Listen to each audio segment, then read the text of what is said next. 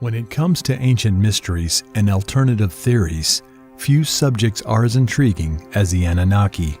Who were these beings that the Sumerians worshipped as gods? Did they really come from another planet to create humanity as a slave race? And if so, what was their ultimate goal? These are just some of the questions that have made the Anunnaki such a popular topic of debate and speculation. The history of these mysterious creatures is complex and accompanied by many different theories and interpretations. Some believe that the Anunnaki are ancient extraterrestrial beings who visited Earth in the distant past, while others consider them mythical deities created by the human imagination. A larger group of people also support the belief that there's a deeper truth to be revealed about the Anunnaki and their place in human history. In this video, we will look at the various theories and beliefs related to the Anunnaki, from their origin to their supposed influence on human civilization. We will examine the evidence for and against the claims regarding this race while acknowledging that many questions and mysteries remain unanswered. Join us on this journey of discovery, entering the fascinating world of the Anunnaki.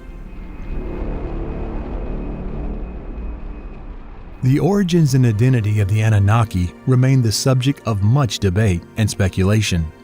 According to the ancient Sumerians, they were a group of deities who lived on Nibiru, a supposed planet beyond the orbit of Pluto.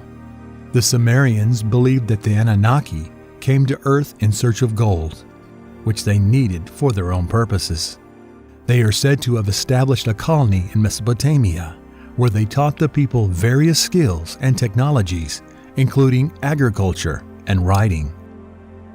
However, not everyone agrees with this interpretation.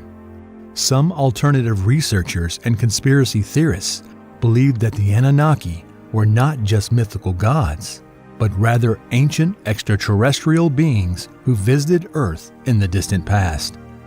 They argue that the Anunnaki may have been responsible for many of the technological and architectural wonders of the ancient world, such as the pyramids in Egypt and the Stonehenge monument in England. They also purpose a theory that claims that the Anunnaki most likely had a hand in shaping human evolution through genetic engineering or direct intervention. Despite the many claims about the Anunnaki, almost no scientific evidence exists to support any of these theories. Most historians and scholars generally dismiss the idea of the Anunnaki as nothing more than a myth or fantasy story just created by the ancient Sumerians. However, the mystery and intrigue surrounding these ancient creatures continue to excite the imagination of people around the world. One of the most controversial claims about the Anunnaki is that they actually visited Earth in the distant past and interacted with ancient human civilizations such as the Sumerians. According to this theory, they came to Earth in search of gold.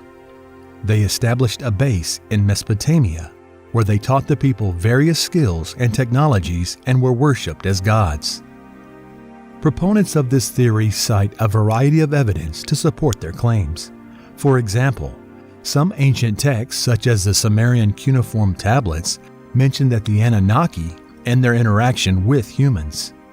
When the gods instead of men did the work, carried the burden of the gods was too great, the work too hard, the problems too many. The great Anunnaki made the Gigi carry the burden 7 times. Astrohasis, an ancient Sumerian epic about the creation of mankind. In those days, the world was teeming with monsters and demons, and men were their slaves until the gods created a champion to save them. The epic Gilgamesh, an ancient Sumerian poem. After the flood was poured out and the royal authority came down from heaven, the royal authority was in Kish. Sumerian King List, a list of Sumerian rulers and their reigns. In those days, the Anunnaki came down to Earth to rule the people and taught them many things. Enuma Elish, an ancient Babylonian myth about the creation of the world. These quotes illustrate the various ways the Anunnaki are mentioned in ancient Sumerian and Babylonian texts, including their involvement in the creation of humanity and their interaction with ancient civilizations.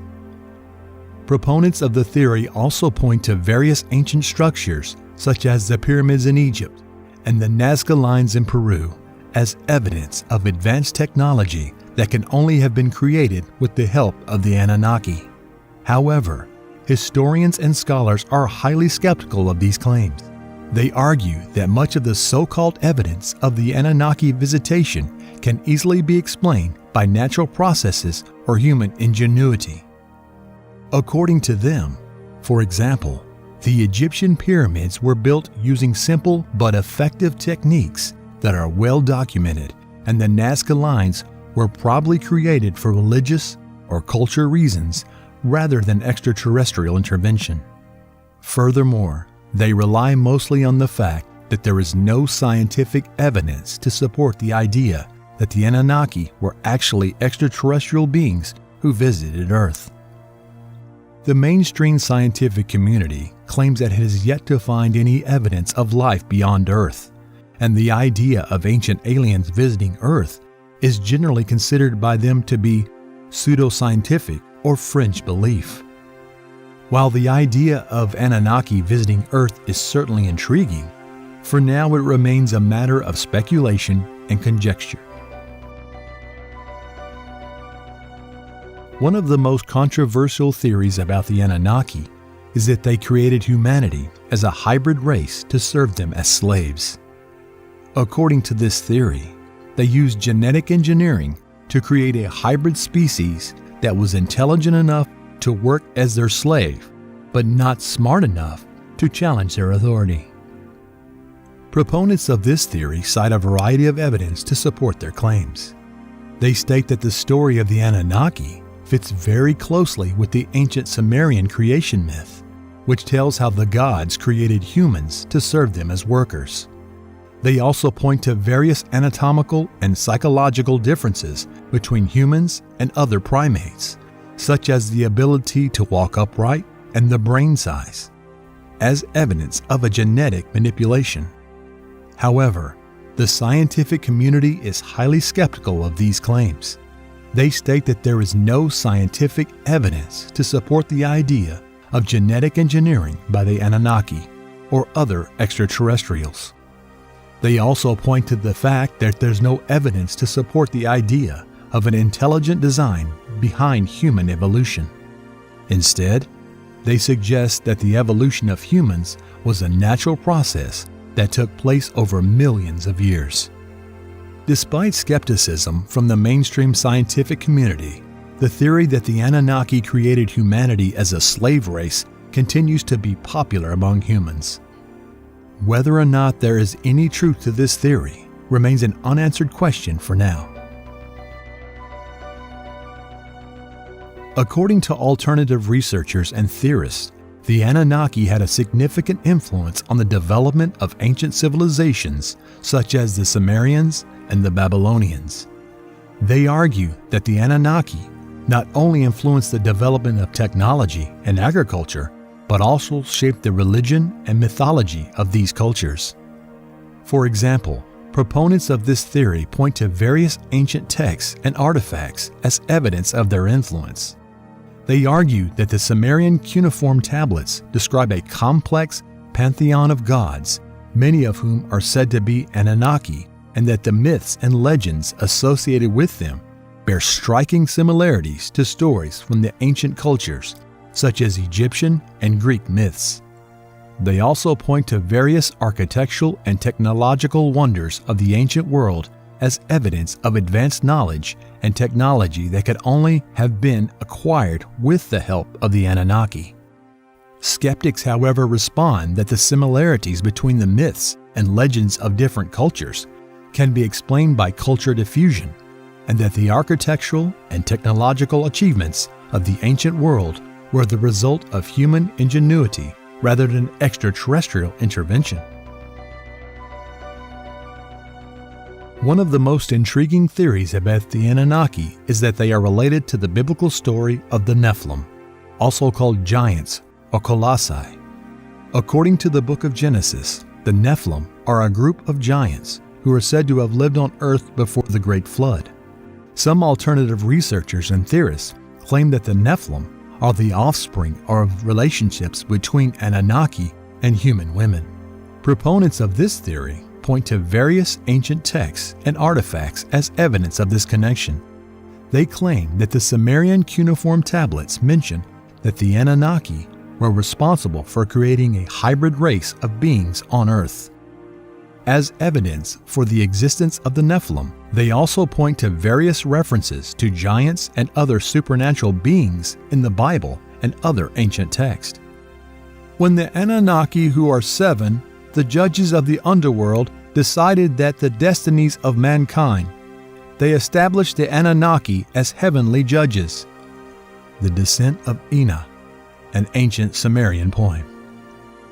The sons of God, seeing that the daughters of men were beautiful, took wives of whom all they chose.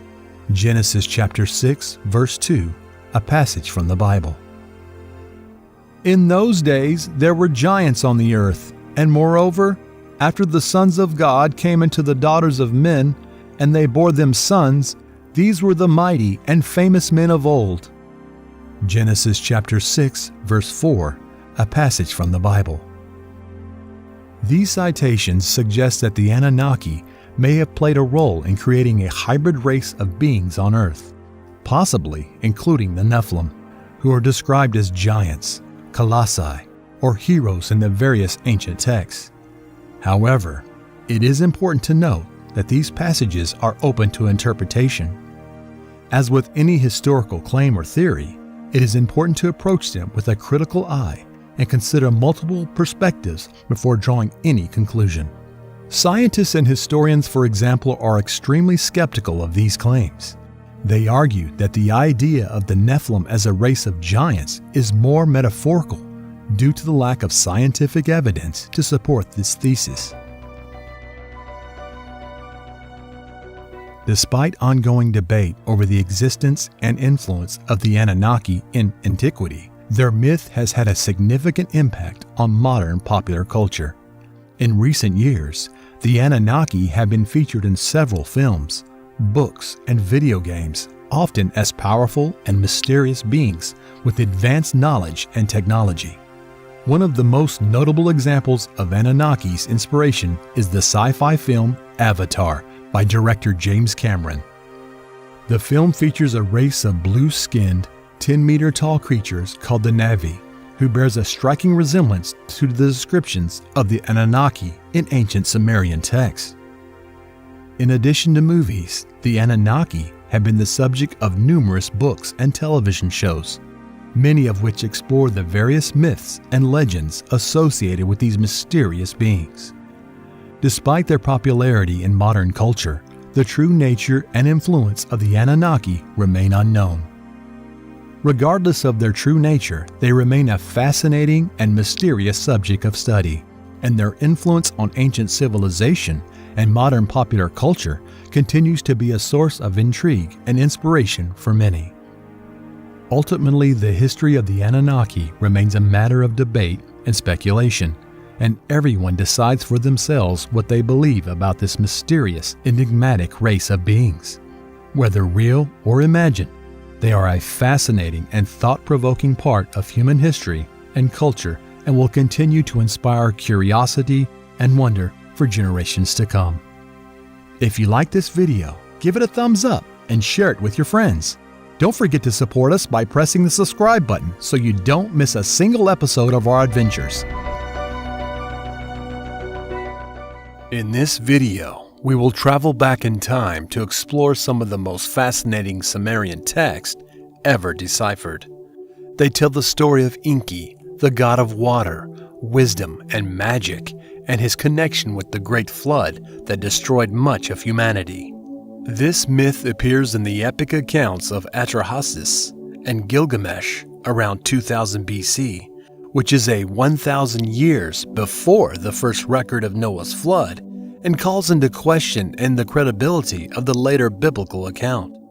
But as with many other ancient stories, There are many historical mysteries and alternative theories surrounding this event. According to the Sumerian text, Enki expressed a special wish. He wanted the memory of the flood to survive. But why would the god of water and wisdom have such a strange wish? As the story progresses, we see that Anunnakis chose to stay on Earth after the flood, while others left for their home planet of Nibiru. What has caused this division among them? Was there no disagreement about the flood? The leaders took oaths of silence. What were they trying to keep a secret? What were they afraid to reveal? We also read about the rescue of Marduk, who was given a new body and sent to live in peace on another planet. Is this just a myth? Or did the ancient Sumerians possess knowledge we are yet to discover? As we examine the ancient texts and the mysterious events described in them, we ask ourselves, was there more to the story of Enki and the flood than what we still don't know? Were the ancient Sumerians initiated into knowledge that we have not yet discovered?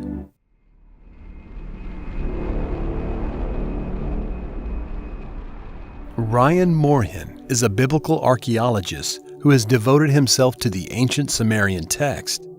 His work sheds new light on some of the most fascinating mysteries of human history. He pieces together clues from these ancient writings and discovers theories that challenge commonly held beliefs about the past.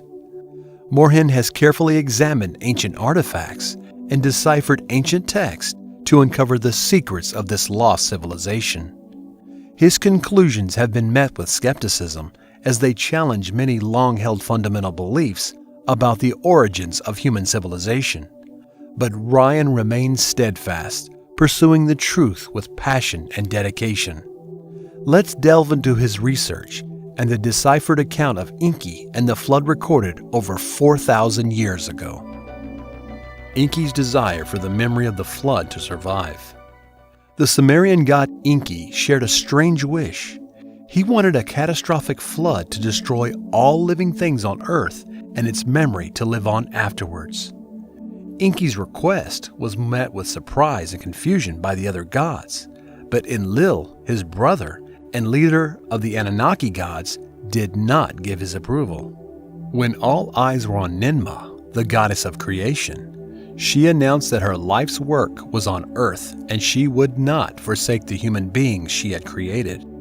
Her words angered Enlil, who was outraged by the abomination of the earthlings and declared that they should be allowed to perish for their sins. Enki, as well as Ninmah, saw in human beings a wonderful creation, the result of their efforts. He argued that they provided primitive workers with the opportunity to reproduce and endowed them with knowledge.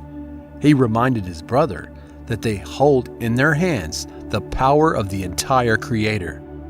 Despite their differences, Enlil announced that all leaders must solemnly swear to allow events to unfold according to his wishes. Enki's desire for the memory of the flood to live on was prompted by him seeing something more in people than just a failed race. He thought that if a select few pious and sane people did survive to keep the horror of the flood in their memories and live with the lessons of what happened, everything would most likely be put right. This raises some questions about the nature of the gods, their relationship with humanity, and their understanding of the universe. Questions we continue to explore. Some Anunnaki choose to stay on Earth. As the flood approached and some of the Anunnaki decided to stay on Earth, they believed they could weather the storm and continue their rule over humanity. However, the floods proved too strong, even for those mighty creatures. They tried to survive while the world was swallowed by their water, and eventually many of them died. Those who survived were forced to adapt to a new world in which humans became the dominant species. They tried to maintain their power and influence over humanity, but found their abilities diminished in this new world. As time passed, the Anunnaki became more secretive, working behind the scenes to exert their influence over humanity. The years passed, and to us men, they came and became more memories of gods and goddesses who once ruled. Many researchers believe that the Anunnaki not only continue to exist to this day, but also determine the course of human history. While there is no concrete evidence to support this theory, it remains an enticing possibility that continues to inspire speculation and investigation into the topic. The storage of various species by Enki and Ninmah. The waters continued to rise, and Enki and Ninmah were not content simply to save humanity from extinction. They also set out to preserve a wide variety of animals and plant species to ensure that the earth would be able to recover after the waters receded. Some evidence suggests that Enki and Ninmah were aided in this task by other members of the Anunnaki who worked tirelessly to collect and preserve as many species as possible. Atrahasis, at Enki's behest, built a huge vessel and loaded it with everything from ants and beetles to elephants and giraffes, the conditions on board being carefully controlled to ensure that each creature had the best possible chance of survival. It's not entirely clear why Enki and Ninmah were so devoted to the preservation of such a wide variety of species. Some suggest that they simply felt it was their duty to protect all life forms, while others believe that they may have had more practical considerations in mind. One intriguing theory holds that they actually worked to create a new ecosystem on Earth that was better adapted to the post-flood environment. By conserving diverse species, they hope to usher in a new, more resilient ecosystem that will thrive even after a devastating global catastrophe. Of course, we may never know for sure what motivated Enki and Ninmah to undertake such a monumental task.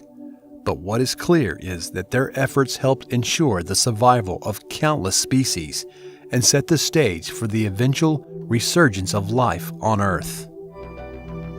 Saving Marduk. As the waters began to recede, Enki and Ninmah devised a plan to rescue Marduk from his watery prison. Marduk was imprisoned in the underworld for defying the council of the Anunnaki and helping to save humanity. Enki knew that he had to act fast if he wanted to save him. He sent his son Nabu in the underworld to retrieve Marduk. He managed to find him and bring him to the surface, but Marduk was badly wounded and half alive. Enki and Ninmah used their knowledge of genetics to create a new body for Marduk, using DNA from his old body and DNA from other beings. His new body was strong and healthy, and he was able to inhabit it. However, the Council of the Anunnaki still considered him a criminal and ordered his execution. Enki and Ninmah, who had loved Marduk during this time on Earth, were determined to save him.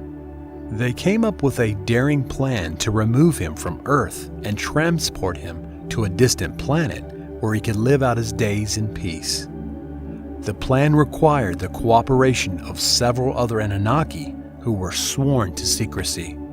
Thus, they were able to carry out their plan, and Marduk was saved from certain death. The council was furious when it found out what had happened. Enki and Ninmah were forced to take an oath of silence that prevented them from revealing the truth about saving Marduk. The events surrounding his rescue and subsequent concealment remain one of the greatest mysteries in ancient Sumerian history. However, this passage again reveals the possibility of the Anunnaki leaving Earth and inhabiting other planets. Were they able to create life on other planets? Did they possess knowledge beyond our understanding? These are just some of the questions we continue to explore. Oaths of silence taken by leaders. As life on Earth begins to recover, a new chapter in human history is about to unfold.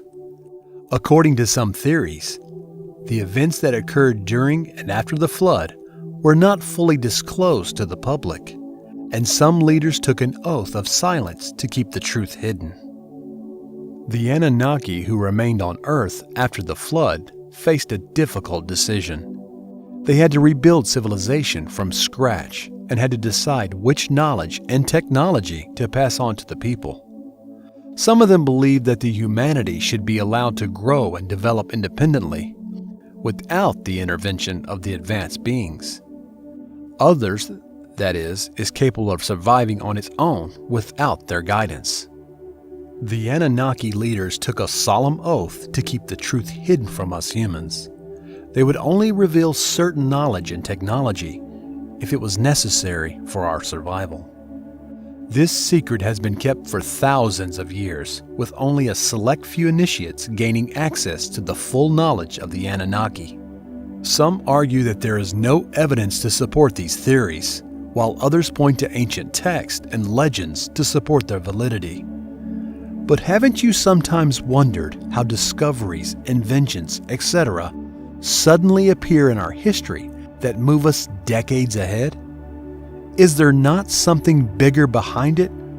Or are these discoveries just the fruit of genius people?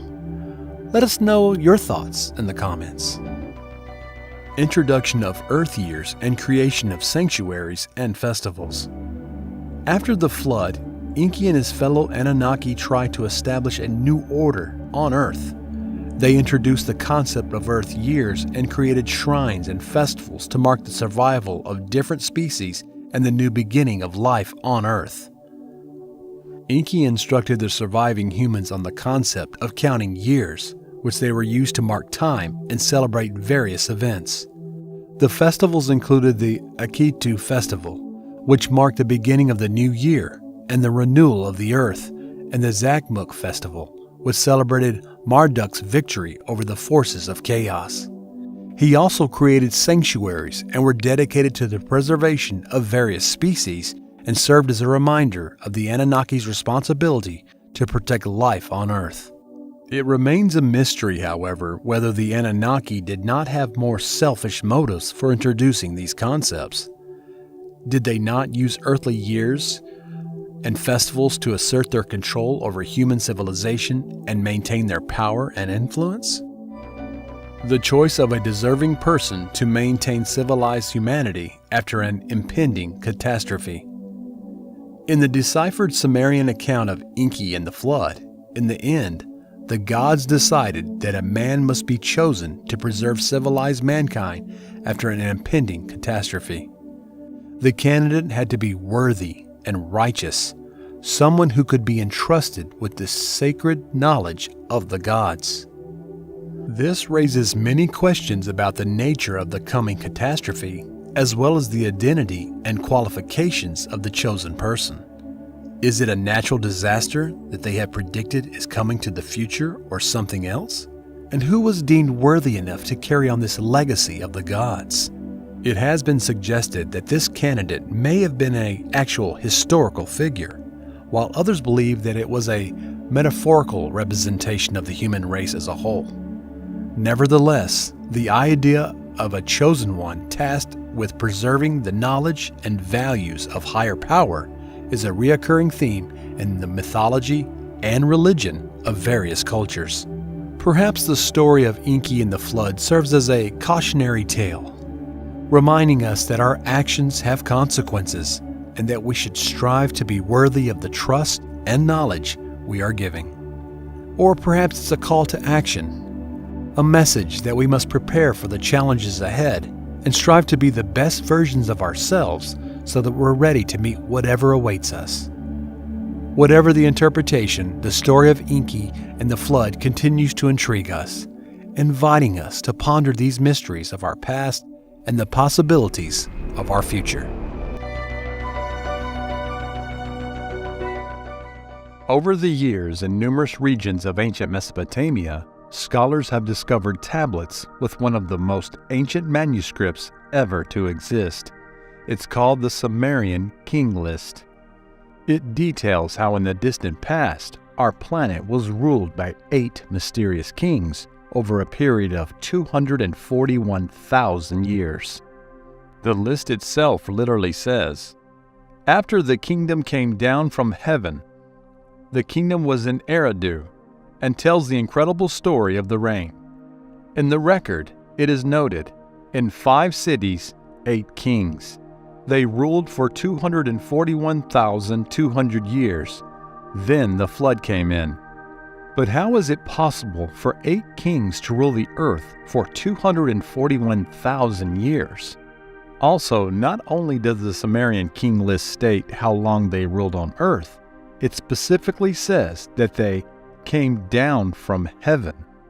The list details how these kings met their end during the great flood that swept the earth and goes on to detail what happens after that. Another kingdom is set down from heaven, and these mysterious kings once again rule over man. But is the Sumerian king list a mix of historical, verifiable rulers and mythological creatures? Or have scholars simply categorized some of them as mythological because of their particular characteristics? For decades, people believed that the history described in the Sumerian king list was simply a collection of mythological accounts. Today, more authors and researchers disagree, suggesting that the contents of the list may not be mythological at all, pointing to the fact that scholars already partially recognize some of the king detailed in the list. Is it possible that what is recorded in the list is an actual historical reference? Could it be that thousands of years before modern history, our planet was ruled by kings from another world who came to Earth from a distant place in the universe to rule over us? Do you allow for the possibility that these long reigns were possible at a time when civilization, society, and our planet were much different than today? If you are still in doubt, here is the time to note that the earliest listed ruler is today an archaeological confirmed historical figure. This is Enlil from Kish. He is penultimate, king of the first dynasty of Kish, and is recorded as having reigned for 900 years, died around 2700 BC. If you like what we do, support us by subscribing to the channel. The Sumerian king list, also known as the Chronicle of the Soul Monarchy, is an ancient literal composition written in Sumerian, probably created to legitimize the claims to power of various city-states and kingdoms in southern Mesopotamia during the late 3rd and early 2nd millennial BC. It does so by repeatedly listed Sumerian cities, the kings who ruled there, and the length of their reigns. In the early part of the list, these reigns often span thousands of years. The oldest known version is dated to the year 3rd period, around 2112 to 2004 BC, but was probably composed based on much older Akkadian source material. In its best known and best preserved version, the list begins with a series of antediluvian kings who ruled before the flood covered the earth, after which the kingdom was restored to Kish. It ends with the Yixan dynasty of the early 2nd millennial BC, which is well known from other contemporary sources. It should also be noted that what is commonly referred to as the Sumerian king list is not a single text. Rather, it is a literary composition of various versions that existed over time. All the sources found are in the form of clay tablets or cylinders and are written in Sumerian. 16 different tablets or fragments containing parts of the text are known. Most of them were found in various places in Mesopotamia. Most are found in Nippur. There is only one manuscript that contains an almost intact version of the composition. This is the Weld-Blundell prism, which includes the antediluvian part of the composition and ends with the Isin dynasty. What does the Sumerian king list contain? Lines 1 through 39. Before the flood. This section begins with the line, "After the kingdom came down from heaven, the kingdom was in Eridu." 2 kings of Eridu are mentioned before the city fell, and royalty was taken at Bad Tibera. This pattern of cities gaining a kingdom and then falling or being defeated, only to be succeeded by the next, is present throughout the text. Remarkably, this is almost always described in exactly the same words. This section mentions 8 kings who ruled over 5 cities. The length of each reign is also indicated, and they vary between 43,200 and 28,800 years for a total of 241,200 years. The section ends with the line, "Then the flood came." Among the kings mentioned in this section is the ancient Mesopotamian god Dumyazid, lines 40 through 265, the first dynasty of Kish to Lugal-Zagesi. After the flood came and the kingdom came down from heaven again, the kingdom was in Kish. After this well-known line, the section continues with a list of 23 kings of Kish who ruled for shorter periods, between 1500 and 300 years, for a total of 510 years. Apart from the length of their reigns and whether they were sons of the predecessors, no other details are mentioned about them. The exceptions are Inanna, who ascended to heaven and consolidated all foreign countries, and Enlil, who made the land of the Elamites. Enlil is also the first king in the Sumerian king list, whose name is attested in contemporary records. His successor, Aga of Kish, the last king mentioned before Kish fell and the kingdom was taken by Inanna, also appears in the poem Gilgamesh and Aga. The next lines up to Sargon of Akkad show a constant succession of cities and kings, usually without much detail beyond the length of individual reigns. Each entry is structured the same way. The city where the kingdom is located is recorded, followed by the kings and how long they reigned, followed by a brief summary and a final line indicating where the kingdom was next. An opt example of this is found in lines 134 to 147. At Masanapata becomes king, he ruled for 80 years. Meskeanun, the son of Meskenapata, became king, he ruled for 36 years. Alulu ruled for 25 years. Balulu ruled for 36 years. 4 kings ruled for 171 years. Then was defeated, and the kingdom was taken from Avan. Individual reigns range in length from 1,200 years for Lugalbanda of Uruk to 6 years for another Uruk king and several Akshak kings. The number of years in office decreases as we go down the list. The earlier part of this section mentions several kings who are also known for other literal sources. These are Dumzid, the fisherman, and Gilgamesh, although virtually no kings from the earlier part of this section appear in records dating from the actual period in which they are supposed to have lived. Lines 211 through 223 describe a dynasty from Mari, which was the city outside of Sumer itself, but played an important role in the history of Mesopotamia during the late 3rd and early 2nd millennial BCE. The subsequent 3rd dynasty of Kish consisted of a single ruler, Kug-Ba, the woman tavern keeper, who is believed to be the only queen including the Sumerian king list.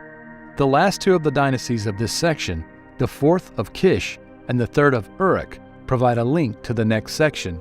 Sargon of Akkad is mentioned in the Sumerian king list as a cupbearer to Zababa of Kish, and he defeated Lugal-Zagesi of Uruk before establishing his own dynasty. Lines 266 to 377, Akkad to Eisen. This section is dedicated to the famous Akkadian ruler Sargon and his successors. After the record of Shar-Kali-Sheri, the Sumerian king list reads, "Then who was king? Who was not king?" suggesting a period of chaos and uncertain times during which the Akkadian Empire came to an end. 4 kings are mentioned as ruling for a total of only 3 years. One of the Akkadian kings mentioned after Shar-Kali-Shar, only the names of Dudu and Shuturul are attested in records dating from the Akkadian period. The Akkadian dynasty was succeeded by the 4th dynasty of Uruk, 2 kings of which Ur-Nigan and his son Ur-Gagir appear in other contemporary records. The kingship was then taken to the land of army of Gutium, who were said to have had no kings at first and to have ruled only for several years. After the brief episode, 21 Guthian kings are listed before the fall of Guthium, and the kingdom was taken to Uruk. One only ruler is named during the reign period, Utu-Higel, before he moved to Ur. The so-called 3rd dynasty of Ur consisted of 5 kings who ruled between 9 and 46 years. No other details are given. The list notes that once the rule of Ur was removed, the very foundation of summer was torn apart. The kings of Yishan are the last dynasty to be listed. It consisted of 14 kings who ruled between 3 and 33 years. As with the Third dynasty, no details are given about the reigns of individual kings. Lines 378 through 431 are summary. This summary mentions the number of kings and their accumulated years of reign for each city, as well as the number of times that city received a kingship. What worries scholars most today is the inability to explain the reigns of any of the most ancient rulers with anything that fits our common accepted norms. Although a large part of these kings are also heroes of the ancient Sumerian and Babylonian legends and epics, they remain denied by our science as being mythological. Many researchers are trying to find an explanation for these long reigns, such as the hypothesis that these figures were a kind of hyperbole expressing their power, triumph, or importance of the people for which they relate to. For example, in ancient Egypt, the phrase, "he died at the age of 110, referred to those who lived full lives and gave an important contribution to society. According to historians, people use such terms as a reward to their rulers for their unlimited power and the importance of what they did for the state. Another hypothesis claims that the system of counting time before and after the flood changed, and therefore the reigns became shorter and shorter. The last reigns described in the list, however, are generally accepted as historically real, having been proven by existing archaeological finds. History knows many hypotheses related to antiquity, which were denied by scientists as impossible, but over time, indisputable artifacts have refuted them. Only time will tell whether this case is the same. If the topic is interesting to you, and you want to learn more about the ancient Sumerians, Akkadians, their mythology, and other ancient civilizations, you'll find many more similar videos related to them in our channel.